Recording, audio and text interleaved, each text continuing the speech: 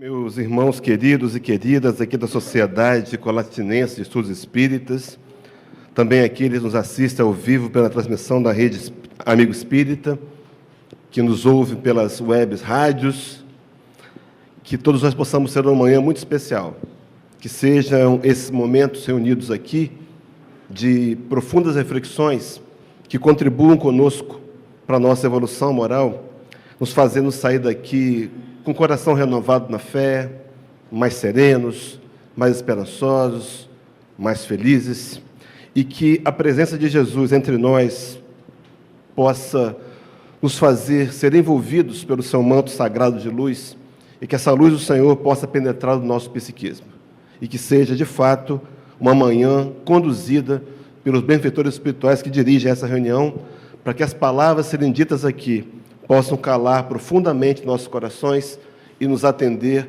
nos nossos mais profundos e especiais anseios. Que possa o Mestre Jesus nos amparar, então, a todos.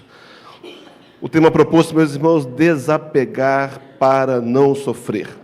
Interessante que a gente começa a pensar em sofrimento, a gente pensa em sofrer, e nós viemos de uma série de religiões e filosofias aonde nos é proposto não sofrer. O objetivo será sempre fugir do sofrimento. E o caminho, amenizar o sofrimento, intensificando o prazer. Quantas vezes, meus irmãos, essa ideologia faz parte do nosso psiquismo. Diante de uma dor, nós tentamos negar, não queremos aceitá-la, ou então fugimos, literalmente fugimos, para alguns comportamentos paralelos. No entanto, a visão espírita com relação à dor talvez seja a mais correta, a mais completa e a mais consoladora que nós podemos ter. É aquela que nos aponta a dor, o sofrimento, como sendo necessários para um refazimento do espírito imortal, para a quitação de débitos do passado e para nos incentivar, nos movimentar em direção a um processo de autoaprimoramento. Algumas vezes é nesse processo de fuga que nós, por exemplo, queremos agir infantilmente. Queremos o bônus, mas não queremos o ônus. Reclamamos os nossos direitos, mas esquecemos dos nossos deveres. Jesus, por certo, nos orientaria, vai nos orientar, o texto é muito simples, nós conhecemos, a nos apontando uma direção, para que a gente repense o nosso conceito de desapegar. Veja, meus irmãos, desapegar para não sofrer. Então, o sofrimento, aqui nesse caso específico, uma consequência do apego. Então, se nós quisermos, de forma adulta e madura, querer ser menos sofridos, é preciso que a gente desenvolva uma ação, uma atitude para nos desapegar. Eu sei que algumas coisas que vão ser ditas aqui podem chocar os nossos corações. Eu também penso que a maioria de nós ainda sofre do apego. É esse sentimento que está tão enraizado na nossa cultura e no nosso banco de conhecimentos. Então, a proposta dessa manhã é a gente olhar para a gente e tentar perceber qual é o meu grau de apego. E mais ainda, qual é a proposta espírita para vencermos e para desapegarmos-nos. Para começar, então, meus irmãos, o que é apego? Eu fui até o dicionário, observe, meus irmãos, para trazer um conceito em 3 momentos. O primeiro deles vai dizer que apego é um sentimento de afeição, de simpatia por alguém ou por alguma coisa. Parece que até aqui apego é algo saudável. Ele até se confunde com... Ele até se confunde com afeto, não é verdade? É que ele até se confunde com afeto. Mas um segundo momento do conceito vai dizer que apego é uma ligação afetiva que se estabelece com uma outra pessoa, com alguma coisa, ainda positivo. Mas chega o terceiro momento desse conceito, onde nós vamos perceber o quanto e aonde o apego começa a ser prejudicial. Diz lá que apego é uma dedicação, observem bem, permanente e exagerada a alguém ou a alguma coisa. É nesse exagero É nessa permanente dedicação a alguém, a alguma coisa, que nós desenvolvemos alguns sentimentos, dentre eles a questão do sentimento de posse. Meus irmãos, nos sentir dono dos outros ou das coisas é o primeiro degrau para a gente aprimorar ou desenvolver ou aprofundarmos na questão do apego. Quando pensamos em sentimento de posse, a gente pensa nesse amor adoecido. Então, o apego é um tipo de amor? Mas o amor adoecido é aquele amor excessivo, é aquele amor desequilibrado, que muitas vezes nos leva ao sofrimento. Ou, na maioria das vezes, nos leva ao sofrimento. E esse amor excessivo, ele pode acontecer, meus irmãos, por pessoas, ou também por bens materiais. E por que faz sofrer? Porque, meus irmãos, algumas vezes esse sofrimento, ele acontece pelas coisas que nós já temos. O apego que faz sofrer por coisas que temos, ou então, muitas vezes, por coisas que gostaríamos de ter. Observem bem esse primeiro momento. Nós podemos sofrer pelo apego com coisas que não temos ainda. Sim, porque o apego é um sentimento, o apego é uma emoção, o apego é uma percepção de uma realidade.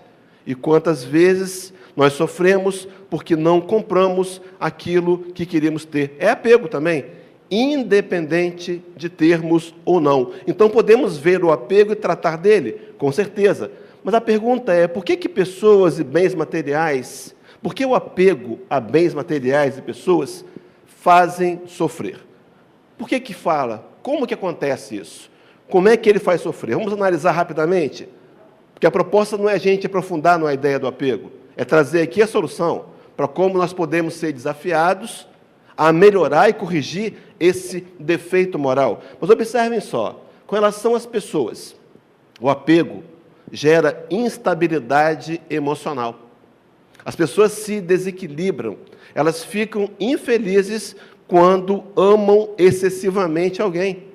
Também elas podem sofrer de uma patologia emocional chamada ciúmes. Ciúmes, que está apoiado na questão da posse, de achar que tem direito sobre os outros. Mas também o sofrimento vem do apego sobre as pessoas com relação aos medos, principalmente ao medo de perder, que pode ser fantasioso. Há pessoas que levam uma vida conjugal inteira, às vezes 30, 40 anos, sofrendo todos os dias o medo da perda, por conta de um apego. Mas esse apego também acontece e ele vai formando uma estrutura que a gente conhece na psicologia como sendo codependência afetiva. É uma doença, onde as pessoas vivem a vida do outro. Eles vivem a história do outro, é uma simbiose patológica. Eles precisam estar felizes se o outro estiver feliz. É uma patologia que precisa ser tratada, inclusive os psicólogos, terapeutas, psicanalistas atendem a quem sofre dessa doença. E eu queria aqui recomendar, se for o seu caso, ou então alguém que você tenha conhecimento, um livro de uma das, vamos dizer assim, principais escritoras americanas dessa área, chama Pia Mellody, um livro chamado Codependência Nunca Mais. É um livro que está disponível em PDF na internet, o livro já de algumas décadas, mas um best-seller, que vai nos orientar a ter outros comportamentos para não priorizarmos na nossa história a história do outro, mas cuidarmos cada um de nós próprios. Mas com relação à questão da posse, dos bens materiais, como é que o apego faz sofrer? Ele faz sofrer, meus irmãos, porque ele gera, por exemplo, ganância, aquele desejo desmedido de ter, quaisquer que sejam as consequências. Gera também uma inveja, produz medo, produz avareza, ali também comungando com a questão das pessoas, o medo de perder, gera entre vários sentimentos, vários deles que são ruins e que nos fazem sofrer. Mas a pergunta é, meus irmãos, por que então o apego faz sofrer? A resposta é simples, porque pessoas e bens materiais são perecíveis. É como alguém que constrói um lindo castelo na praia, na areia, sabendo que de um momento para o outro as ondas o derrubarão. Quantas vezes, meus irmãos, temos sido vigilantes e construído nossos castelos em terreno não sólido, não seguro. O apego, então, porque nós sofremos, porque nos apoiamos em sentimentos que não são eternos, que não se eternizam, mas são perecíveis. Pessoas passam, pessoas morrem, coisas materiais envelhecem, perdem o valor, trocam de mãos. Essa é a única e verdadeira realidade. A matéria, meus irmãos, deveria ser algo que nós aprendêssemos a usar para conquistar valores do espírito imortal. É essa a proposta que vamos apresentar aqui. É a visão espírita e a visão de Jesus com relação a possuir. Mas avançando, meus irmãos, no nosso tempo, ali no nosso estudo, o apego, ele é uma resposta emocional do materialismo.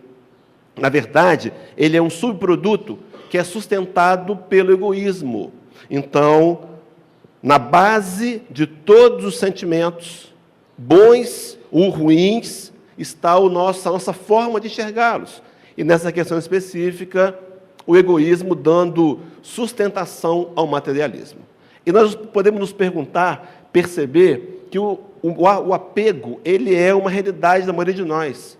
O materialismo ainda faz parte da gente. Observem que somos seres de evolução, lutando a cada dia para ser menos materializado e mais espiritualizado. Mas ainda há em nós um percentual considerável de materialismo. Você pode me perguntar assim, mas será, Hélio, que é verdade? Será que realmente nós temos, na maioria de nós, partes de materialismo? Vou dar um exemplo só. O telefone cai do bolso e trinca a tela, o cristal ali, aquela parte da frente. Quantos dias de depressão? Não é? A gente sofre, é só uma tela de algumas polegadas.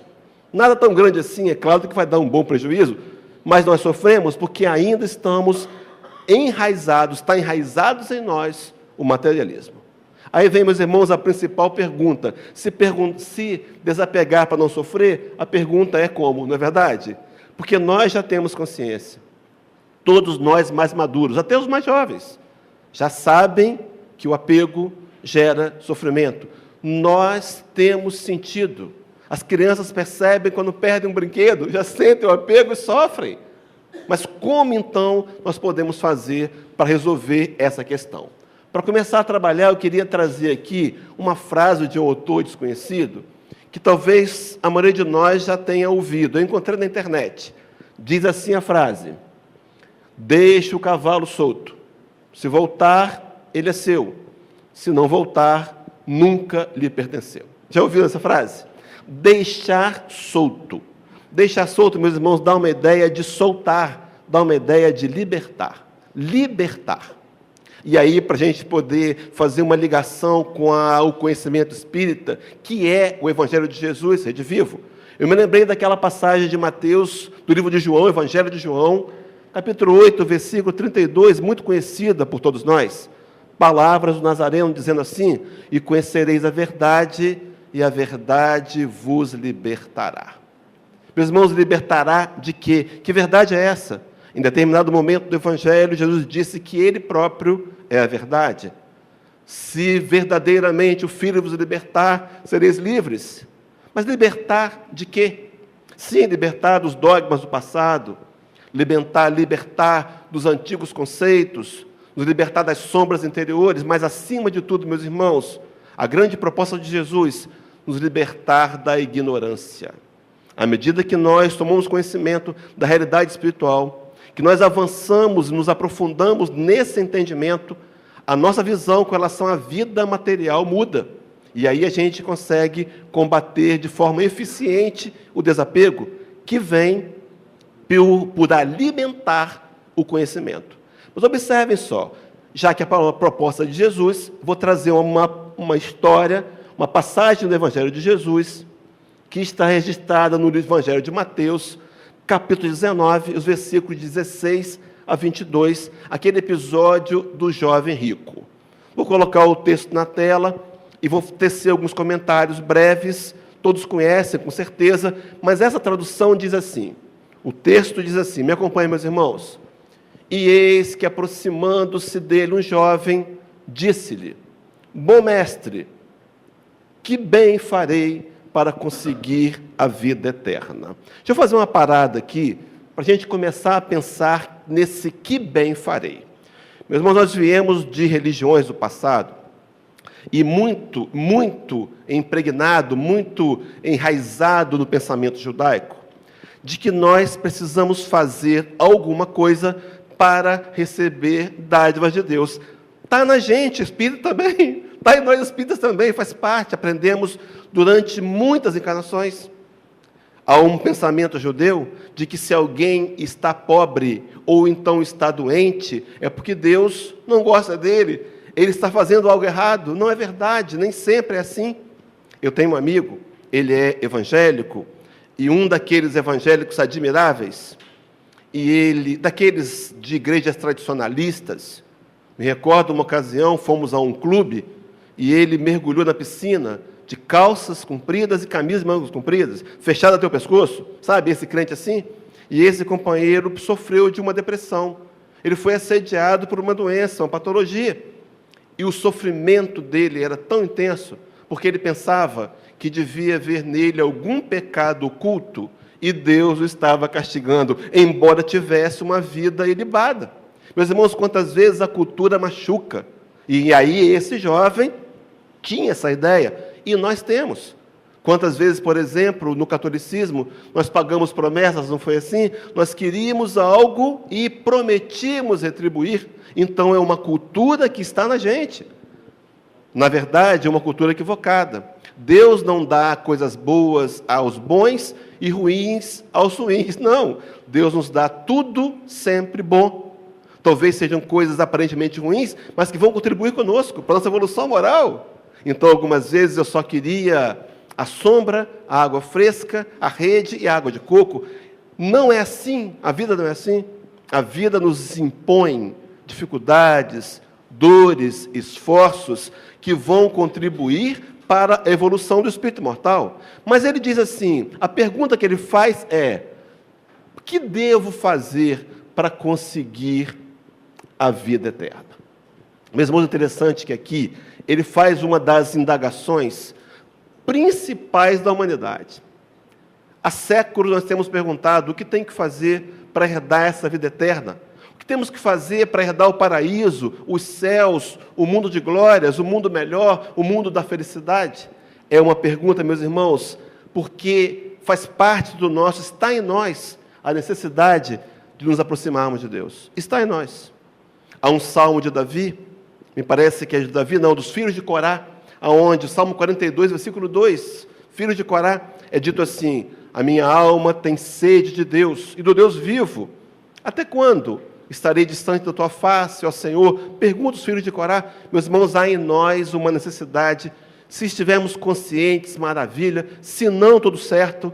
Nós precisamos de Deus. Olha o seu coração agora. Como é que ele está batendo? Sabe por que está batendo sereno assim?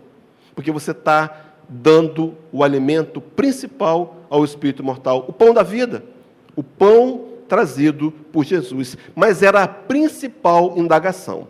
Mas observem bem, o texto prossegue dizendo assim, ele chama: bom mestre, que hei de fazer para herdar a vida eterna? E o Cristo vai dizer: por que me chamas bom?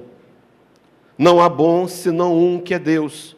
Se queres, porém, entrar na vida, guarda os mandamentos. Parece aqui que é uma contradição. Não sei quantos aqui têm uma Bíblia com essa tradução, mas esse texto é um dos que mais conflitam nas 23 traduções oficiais da Bíblia do Brasil. Um dos mais conflitam. Eles têm várias versões. Nessa versão, por que me chamas bom? Por que me chamas bom? Aqui, os historiadores acreditam que esse bom era uma palavra do grego koiné, que era só usada para se designar Deus. Esse sim, soberanamente bom e justo. Então Jesus, não sendo Deus, refuta: não, por que me chamas bom? Nesse termo, e diz, nesse termo, só há um bom, que é Deus. Mas ele segue dizendo, olha só, aqui vem a solução, vem a resposta. Meus irmãos, Jesus não nos deixa sem respostas. a principal intenção do Cristo é nos fazer entender a realidade espiritual e nos motivar a nos aproximar de Deus e matar a sede da alma, encontrar felicidade e paz. É esse o objetivo do Evangelho. O Cristo veio ao planeta para nos ensinar. Ele veio para ser mestre. Quando ele disse lá no Mateus 11, 28, vinde a mim, todos vós estáis cansados, oprimidos, sobrecarregados, e eu vos aliviarei. Aprendei de mim, que sou manso e humilde de coração, e encontrareis descanso para vossas almas, nos convidando a um trabalho de aprendermos de Jesus. Mas ele diz então, se queres entrar na vida, guarda os mandamentos. Parecia óbvio, né, meus irmãos, uma realidade, uma fala que era conhecida do povo hebreu, do judeu naqueles dias, uma fala de Moisés em Deuteronômio, capítulo 11, que nos faz entender que muitas vezes nós temos confundido os conceitos. Assim como acreditamos que Deus abençoa os que são bons, não, Deus abençoa a todos. Vejam bem o que dizia Moisés, aquele povo rebelde no deserto. Ele dizia assim, eis que hoje eu ponho diante de vós a bênção e a maldição. A bênção quando cumprirdes os mandamentos do Senhor vosso Deus, que hoje vos ordeno. Então ele faz um condicionamento, que a bênção de Deus vai depender do meu comportamento, de cumprir as leis de Deus. E diz que o contrário também é verdadeiro, dizendo a maldição, se não cumprirdes os mandamentos do Senhor vosso Deus, mas vos desviardes do caminho que hoje vos ordeno, para seguirdes outros deuses que não conhecestes. Meus irmãos, bênção ou maldição independe de Deus. Bênção e maldição são escolhas que nós mesmos fazemos. É uma frase desse famoso poeta chileno, Pablo Neruda, onde ele diz que nós somos livres para fazer escolhas, mas somos escravos das consequências. No mínimo, meus irmãos, o conhecimento espírita deveria nos convidar a uma tomada de responsabilidade. Nós somos uma consequência das escolhas e atitudes do ontem. Não culpemos mais a Deus, a imaturidade. Deus não tem nada a ver com sua dor. A sua dor tem a ver com suas escolhas. E, dentre elas, o apego. Inconsciente, uma escolha inconsciente. Quando escolhemos nos apegar, inevitavelmente sofremos. É a maldição. Se escolhermos aprender um novo caminho de desapego, o resultado é a bênção. Uma consequência. Então, meus irmãos, nós somos senhores de nós mesmos.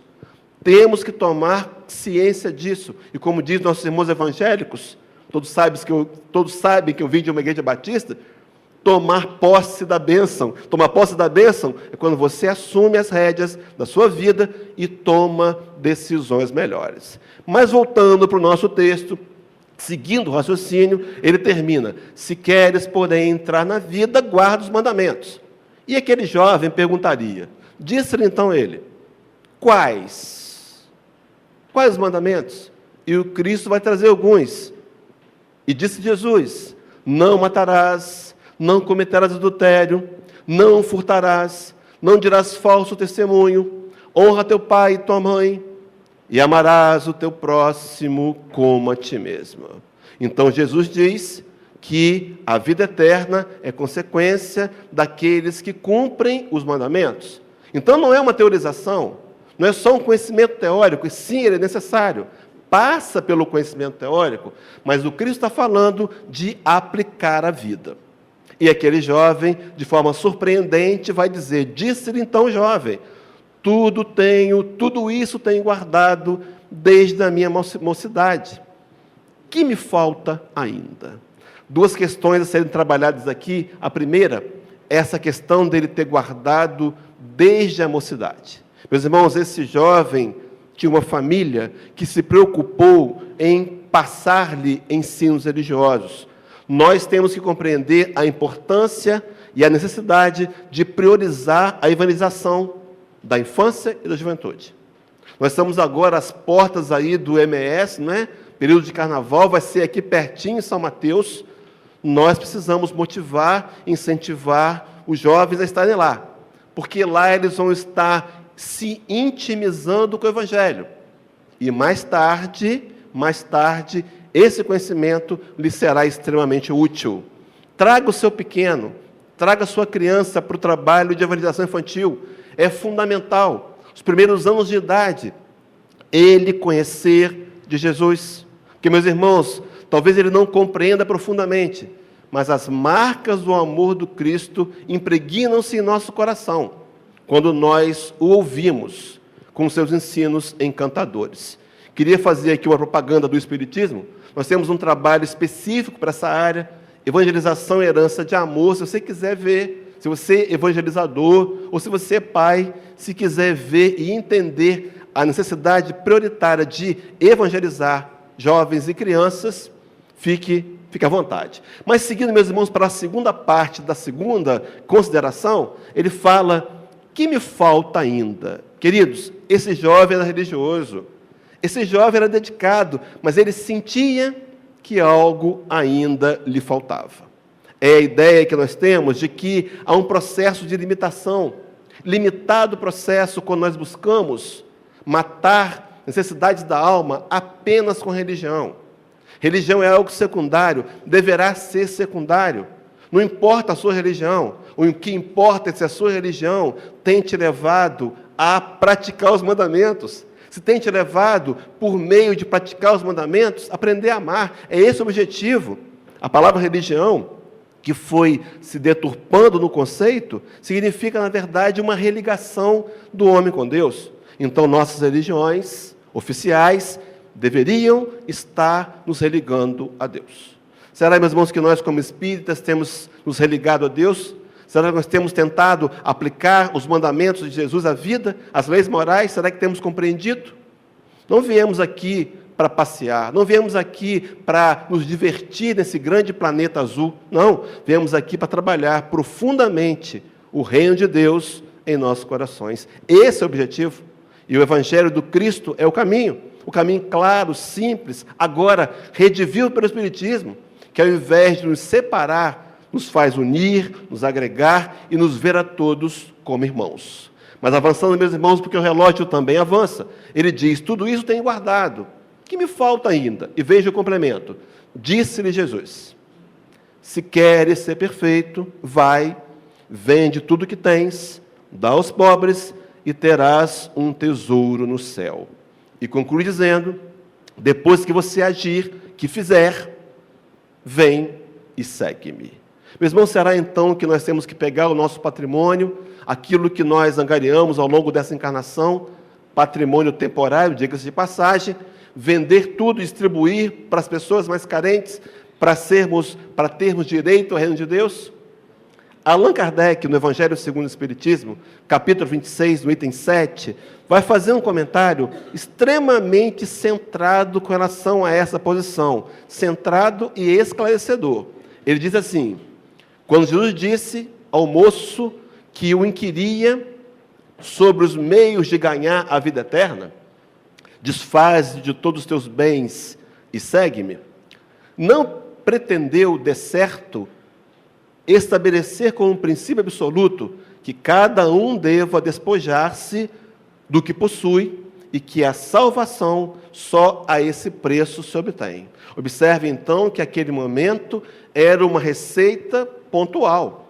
Por que, meus irmãos, que o desafio do Cristo para aquele jovem rico foi vender todos os seus bens e dar aos pobres? Observe a continuidade. Mas o Cristo disse aquilo apenas para mostrar que o apego aos meios materiais é um obstáculo à salvação. Então, a questão não está em ter ou não ter bens materiais. A questão está no apego. Muitas vezes por bens materiais que não temos. Então, ele está dizendo do apego. E eu me lembrei de uma fala de Paulo de Tarso, escrevendo uma carta ao amigo Timóteo, a primeira carta de Paulo, capítulo 6, versículo 10, onde Paulo vai dizer assim: porque o amor do dinheiro é a raiz de toda espécie de males. Meus irmãos, observe que ele não está dizendo que o dinheiro é a raiz dos males, mas o amor do dinheiro. Pelo dinheiro que temos ou que não temos, mas que ainda amamos. E diz o complemento, Paulo foi muito feliz, iluminado, inspirado, dizendo: e nessa cobiça, alguns se desviaram da fé e se transpassaram a si mesmo com muitas dores. Quantas vezes, meus irmãos, a ganância, o desejo da matéria tem atrapalhado a nossa evolução espiritual. Vou repetir, tudo que é matéria é perecível. Há uma fala de André Luiz, me parece que está na agenda cristã, que ele diz que quando nós desencarnarmos, tudo que nós temos vai ficar aqui, inclusive o corpo, mas o que nós somos iremos levar. Meus irmãos, como é que eu tenho usado o bem material, que eu tenho ou não tenho, que Deus me deu, o corpo material, esse aparelho divino, para poder fazer conquistas no espírito mortal? Será que eu tenho tomado consciência disso, dessa realidade espiritual? Eu tenho dito muitas vezes, em algumas palestras, que a gente é um espírito. Meus irmãos, não nos enganemos. Nós não somos um corpo, uma massa. Não somos um bolo de carne. Nós somos um espírito, usando da matéria para fazer conquistas no espírito mortal, via, muitas vezes, sofrimentos, dores, limitações. Muitas vezes desgastes emocionais, mas que vão nos fazer um treinamento interno para fortalecer o espírito e nos levar ao crescimento moral que tanto queremos, precisamos e que é a nossa meta. Motivo pelo qual encarnamos no planeta. Ficar ricos, casar e ter uma família, ter um diploma? Não. Esses são periféricos. O principal objetivo, crescer moralmente e evoluir o espírito imortal que somos. Interessante que nessa proposta de apego, Allan Kardec prossegue dizendo: aquele moço, então, com efeito, se julgava quite porque observava certos mandamentos e, no entanto, recusava-se a ideia de abandonar os bens de que era dono. Quem conhece a história vai lembrar-se que, no final, aquele jovem sai triste. Ele vai embora triste. Ele não consegue fazer o desafio proposto pelo Cristo, mas, seguindo, meus irmãos, a ideia, fecha assim Allan Kardec. Seu desejo de obter a vida eterna não ia ao extremo de adquiri-la com sacrifício. O que fez, o que Jesus lhe propunha, era uma prova decisiva destinada a pôr a nu o fundo do seu pensamento. Uma recomendação específica àquele jovem, que pode ser para um de nós, se nós ainda vivenciarmos e alimentarmos o materialismo, em consequência dele, o apego. Mas a conclusão de Kardec diz assim: ele podia, sem dúvida, ser um homem perfeitamente honesto na opinião do mundo, não causar dano a ninguém, não maldizer de ninguém, do próximo, não ser vão, nem orgulhoso, nem honrar seu pai e sua mãe. Mas observem só, mas não tinha a verdadeira caridade. Sua virtude não chegava até a abnegação. Isso o que Jesus quis demonstrar.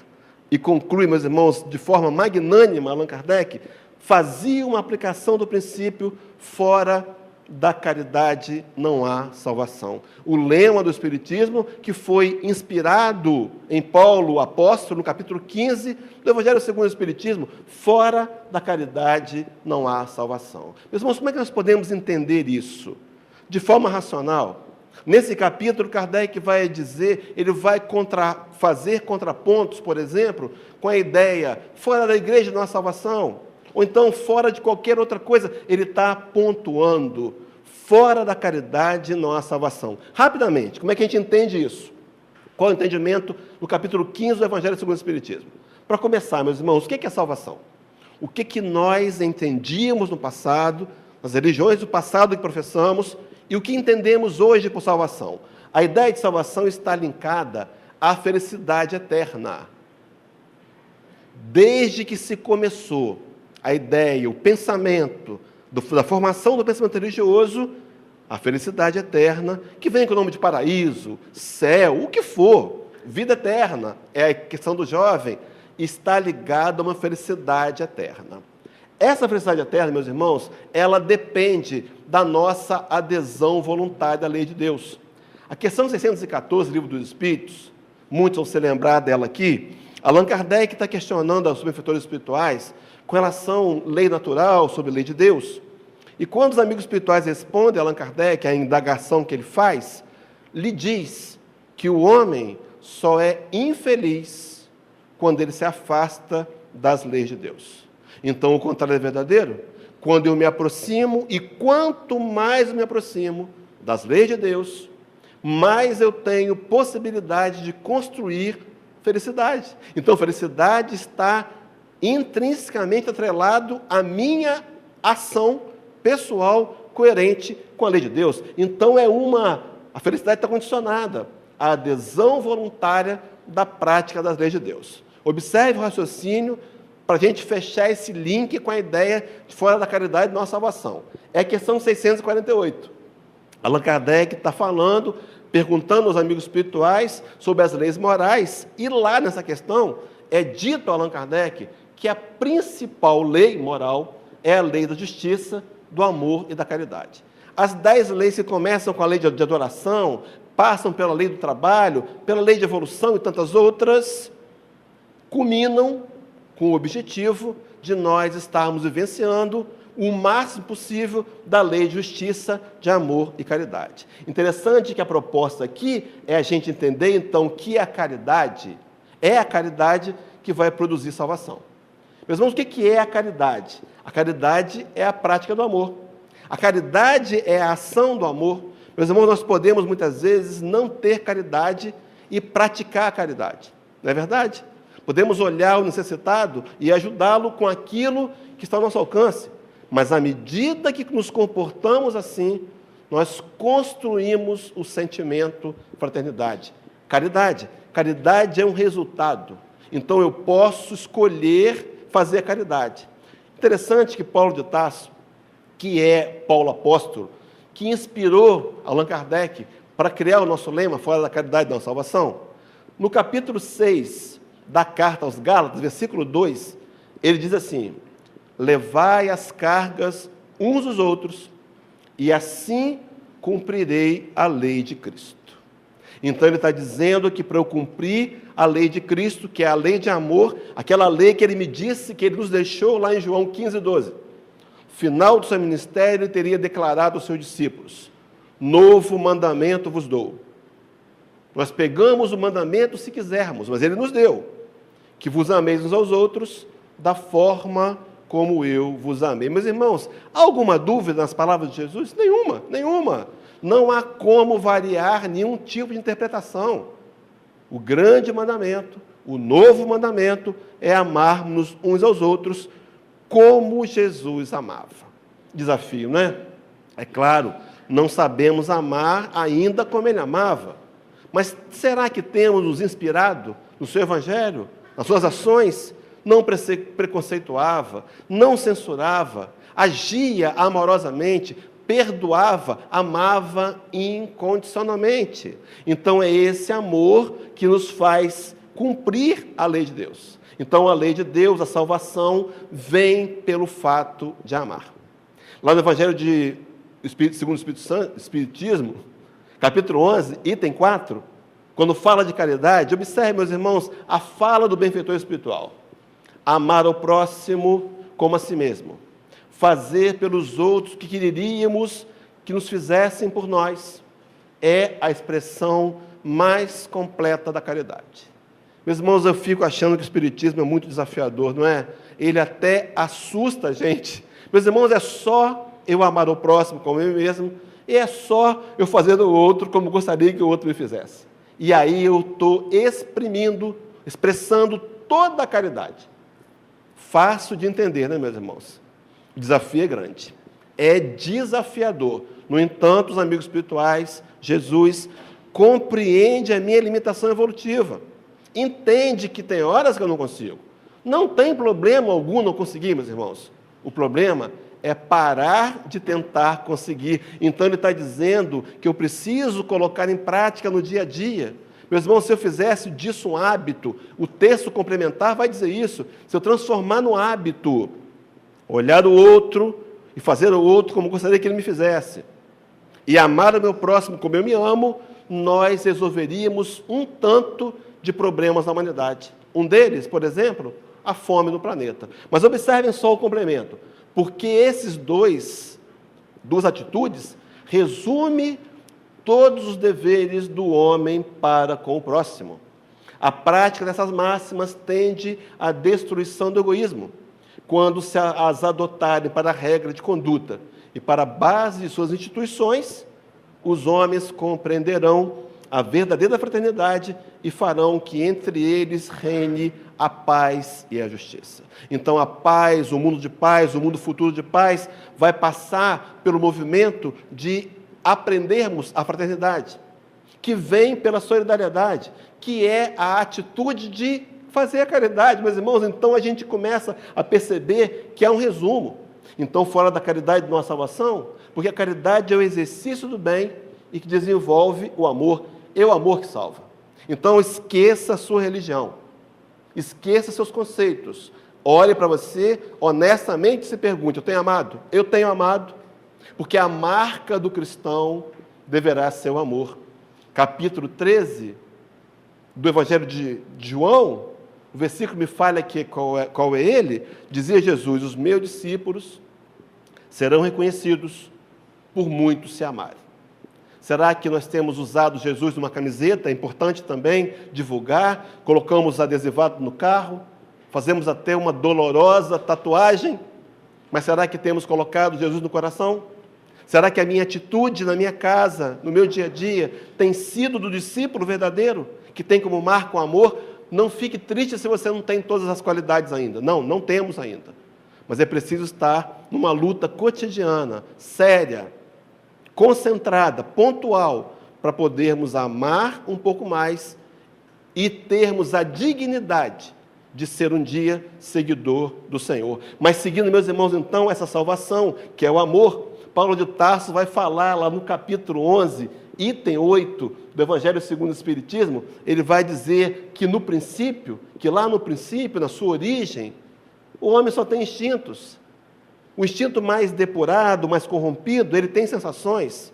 Só depois, então, ele tem sentimentos. Então, o sentimento é o objetivo? É.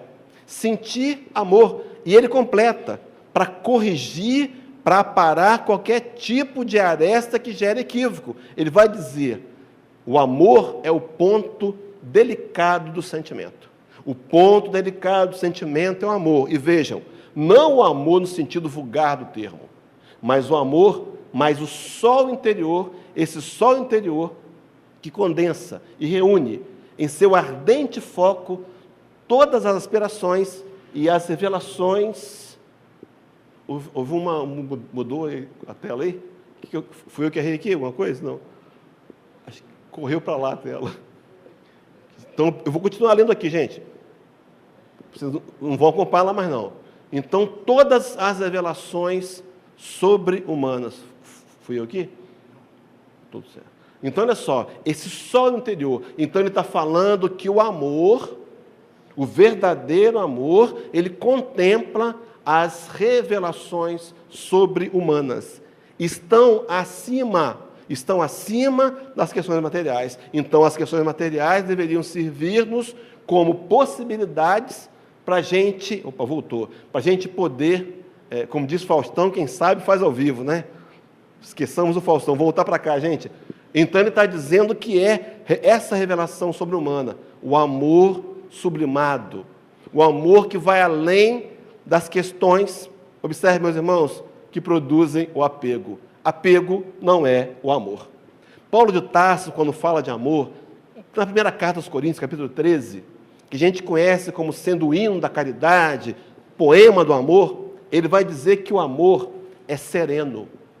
Então, se avalie o seu tipo de amor pelo seu filho, pelo seu marido, pelo seu patrimônio, é sereno? Então não é amor. Se não for sereno, não é amor, porque o amor também é dedicado.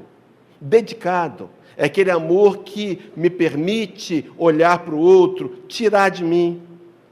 Esse é o verdadeiro amor, que é também respeitoso, que é também, como diz Paulo, responsável. Meus irmãos, quando nós dizemos que amamos, ou quando nós queremos amar, o nosso amor para com o outro tem que ter responsabilidade. Nós temos que cuidar. É o amor que, na verdade, é equilibrado. É o amor que não tem apego. Então, o amor desequilibrado é o apego. O amor equilibrado é o verdadeiro amor, sem o apego. Meus irmãos, então, qual é a proposta espírita para a gente amar? Esse amor sem apego. Qual é a proposta? É a proposta do amor de Jesus. Por que meus irmãos, algumas religiões, talvez sem aqui nenhuma crítica, censura, mas por desconhecerem o Espiritismo, dizem que o Espiritismo não é cristão. Né? Precisava vir aqui para ouvir melhor as falas do Mestre. Nós conhecemos, para a gente, Jesus, o amor dele é o amor sacrificial. O amor que nós propomos aqui é um estilo de amor que passa pelo viés do sacrifício. Não da codependência, não do apego. Então, por exemplo, algumas vezes eu preciso permitir que o meu companheiro de jornada colha as consequências dos seus equívocos, para que ele possa, como espírito imortal, aprender lições.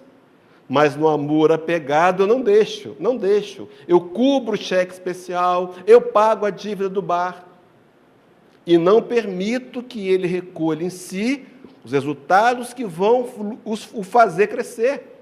Não é um sacrifício? Não é um sacrifício? Não deixar o outro passar pela dor não é um sacrifício? O amor do Cristo, um amor sacrificial. Lembram lá, João 15, versículo 3? Diz Jesus: ninguém tem maior amor do que este, de dar a alguém a própria vida em favor dos seus amigos. Dar a vida aqui, não simplesmente aceitar a cruz do Calvário, não. Dar a vida no sentido de me desgastar pelo outro, de fazer sacrifícios, de fazer alguns sacrifícios, que na verdade, meus irmãos, não são tantos assim. Se nós pararmos para pensar, o grande sacrifício foram aqueles cravos. Aqueles cravos, sim, foram o sacrifício. Tudo que fazemos hoje, um esforço qualquer que seja, ele é direcionado para servir a alguém ou a servir a Deus, não há de se comparar de forma alguma ao amor sacrificial de Jesus. Mas, meus irmãos, então a gente vai perguntando, para poder ensaiar uma finalização, esse amor de Jesus é o amor que doa. Então, se Jesus ele é apresentado para a gente como modelo e guia da humanidade, como nosso modelo e guia, esse amor que doa é o amor que reparte. Então, os bens materiais que temos deveriam ser utilizados para se transformarem em permuta de amor. Meus irmãos, observem só uma fala de Paulo de Tarso na carta aos Efésios, capítulo 4, versículo 28. E Paulo de Tarso aqui, ele está falando do que ele chamaria na época de nova criatura, e que hoje Allan Kardec chama de homem de bem. Homem de bem é o mesmo personagem. Ele vai dizer assim, na carta aos Efésios: aquele que furtava, não furte mais. Ele está dizendo para termos atitudes diametralmente contrárias àquelas equivocadas. Então, quem furtava, não furte mais. Antes, trabalhe, fazendo com as mãos o que é bom, para que tenha o que repartir com o que tiver necessidade. Então, Paulo entende, e nós entendemos, de que o que nós temos deveria servir para repartir. Então, o amor verdadeiro, meus irmãos, é o amor que reparte, é o amor que doa, é o amor que divide, é o amor que desapega. Então, quando eu reparto, eu estou desapegando. Porque, na verdade, eu posso repartir sentimentos, posso, é a caridade moral, mas eu posso e devo repartir aquilo que eu tenho. Mas, Hélio, o que eu tenho é pouco. Reparte para você ver. Divide o que você tem, reparte, distribui, claro, dentro de um processo de equilíbrio, de raciocínio, mas se eu estiver apto a repartir, eu estarei vencendo o apego. Então, a melhor maneira de vencer o apego é repartir amorosamente. Começa a perceber, começa a se perguntar se você não tem se camuflado o apego. Porque às vezes a gente veste uma capa de desapegado, Mas se o telefone cair no chão, meu irmão, são 3 dias de lágrimas e lamúrias. Por que que eu fui deixar esse telefone cair? Meus irmãos, então repartir esse desapego, a proposta espírita vai me dizer, desapegar para não sofrer, 3 momentos apenas. Primeiro, entendendo como conviver bem com as coisas que possuímos. Preste atenção no que eu vou dizer agora. Não é o que você tem que importa. O que importa é o que você faz com o que você tem. Você pode ter uma BMW ou você pode ter uma bicicleta. O que você faz com a bicicleta, talvez seja até mais fácil comprar o gás para o vizinho que acabou, porque jamais você vai colocar um bujão de gás na sua BMW, também concordo, mas se você tiver uma bicicleta, você pode fazer da sua bicicleta uma ferramenta melhor do que uma BMW.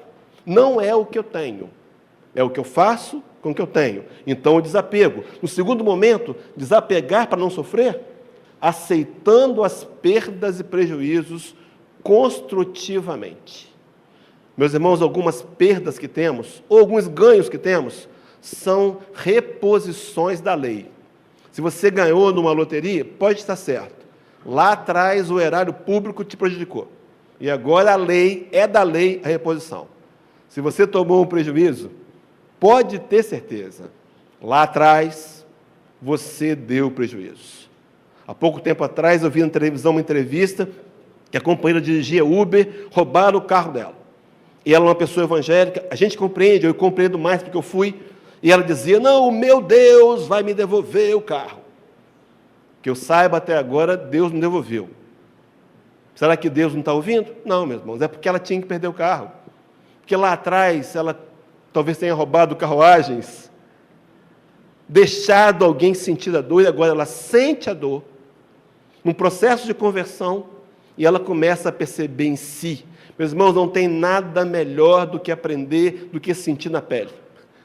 Vai vender picolé no sol na praia, para você dizer que é um trabalho fácil. Um dia, aí você vai valorizar. Não é assim? Meus irmãos, então ele está dizendo, quando eu tenho prejuízo, o Espiritismo está me ensinando que eu preciso aceitar com equilíbrio. E terceiro, desapegar para não sofrer, aprendendo a conviver bem sem as coisas que possuímos.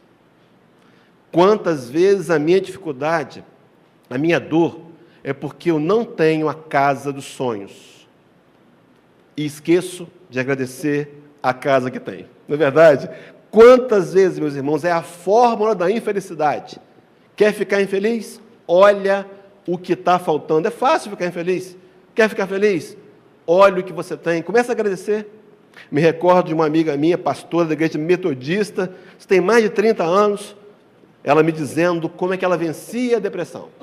Então, ela acordava, às vezes de manhã, com aquela dor, aquela dificuldade, e ela começava a agradecer. Agradecer pela cama limpa que ela dormiu, porque ela tinha um pijama, porque ela tinha água na torneira, água potável, ela tinha creme dental, ela tinha escova de dentes, ela tinha um trabalho para ir, um pente para se pentear, roupas para se vestir. E ela começava a agradecer.